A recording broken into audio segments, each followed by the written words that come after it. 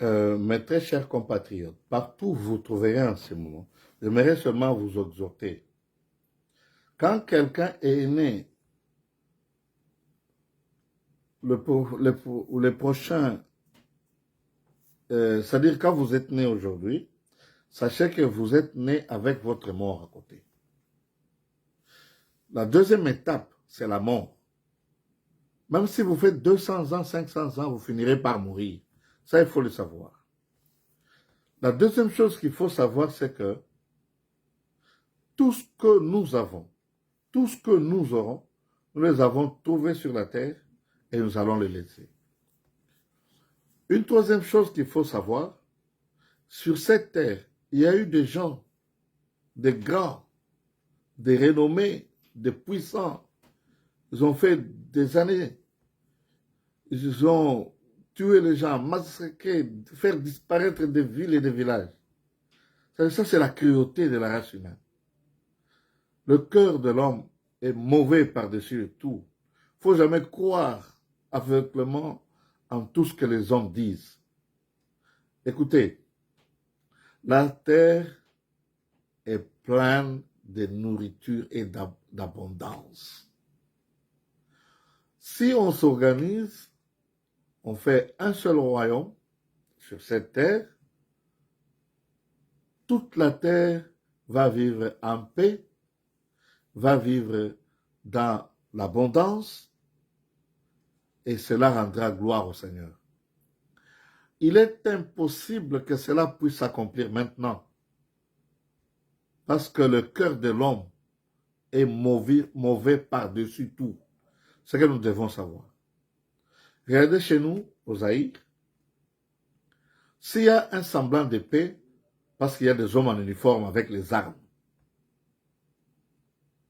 les gens ont peur de voler, de détruire les autres, parce qu'ils voient qu'il y a la police, il y a l'armée, il y a une autorité derrière. Mais sinon, si on nous laisse comme ça, nous allons vivre comme dans la jungle,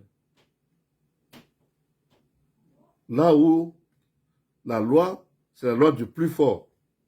Vous êtes fort, vous dominez les autres.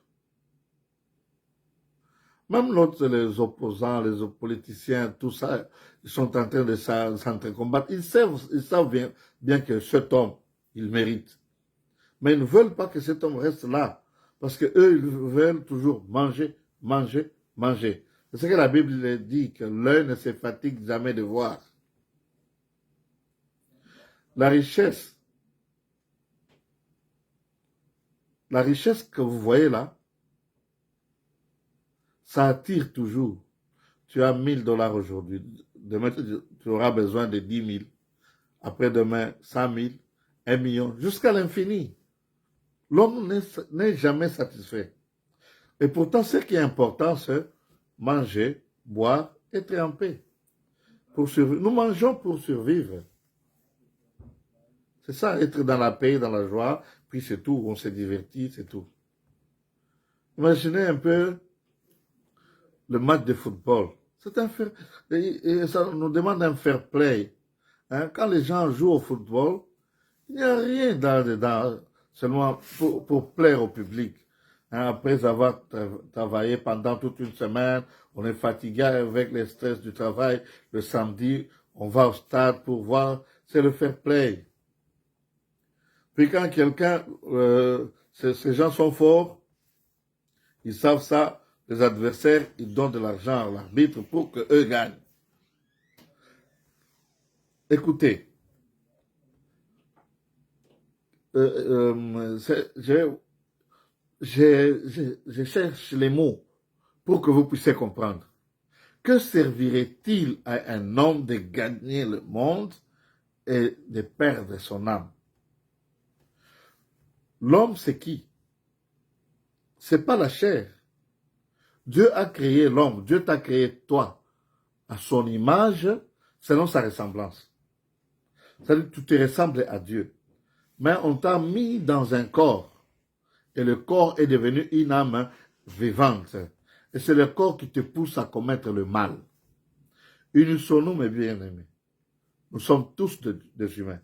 luttons contre les intempéries, luttons contre les maladies, luttons contre la famine, luttons contre les luttes, luttons contre les guerres, etc. Unissons-nous, comme là chez nous. Ça ne sert à rien, on vous donne des millions de dollars et puis vous perdez des milliards. Hein? Écoutez, quand on vous donne de l'argent pour faire passer les armes, vous savez que même vos frères et les amis seront tués. Il faudrait réfléchir. Ils nous sont nous. Nous sommes tous des Aïrois. Nous devons protéger notre nation. Qu'on ne vous trompe pas. Les Banoko sont nos ennemis. Ils feront tout pour nous assujettir et prendre nos richesses. Tout le monde le sait. Mais faisons semblant. Ils sont nous. Travaillons d'arrache-pied. Travaillons la main dans la main. Il faut trahir les récalcitrants. Vous avez beaucoup d'argent. Vous voulez prendre l'argent des petits peuples. Hein? Vous formez des bandits, des koulounas. La nuit, ils partent, ils tuent les gens, ils prennent des bijoux, ils prennent des cellulaires, ils viennent vous donner. Et l'âme de l'homme n'a pas un prix calculable. Les hommes que vous tuez là, le prix qu'on vous donne, ça ne se fait pas. Demain aussi, tu vas mourir. Personne ne sait quel jour il va mourir. Dieu peut te frapper des maladies. Tu pourris comme ça. Et puis tu ne meurs pas. Tu peux faire des années à l'hôpital en train de souffrir. Dieu est capable de le faire. Ce que moi je demande à vous tous qui croyez en Dieu, qui croyez que ce que Dieu a dit est vrai. Parce que Dieu dit ceci. Je veux miséricorde, j'aime la miséricorde. Dieu a dit ceci. Aimez-vous les uns les autres comme je vous ai aimé. Jésus-Christ qui nous a aimés, il a donné sa vie pour nous. Et puis il dit, il n'y a pas de plus grand amour que de donner sa vie pour les autres. Si vous mourrez aujourd'hui, quelqu'un d'autre va mourir demain. Même si vous faites 100 ans. Écoutez, même à 90 ans, vous êtes déjà foutu, amorti. À 100 ans, c'est fini. C'est fini. Même si vous faites 200 ans, vous allez finir par mourir. Mais sachez que le jugement dernier existe. Que Dieu vous bénisse. Partagez ce message. Partagez ce message. Partagez-le, s'il vous plaît. Vous tous qui avez le souci de voir tous les Aïrois unis. Écoutez, quelqu'un se lève le matin parce qu'il a les armes et dit, bon, à partir d'aujourd'hui, ce n'est plus les Aïrs, c'est le Congo. Nous acclamons. Nous l'appelons héros national. Il est héros en quoi? Ce n'est pas lui qui nous a amené le voisin. Ce n'est pas lui qui a infiltré les voisins. Oublions le passé.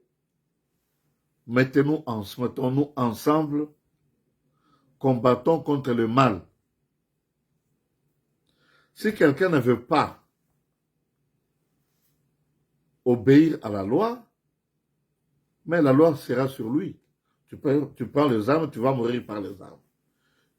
Si on t'attrape en train de mutiler les gens, on te mutile aussi. Ça, c'est ce qui est vrai.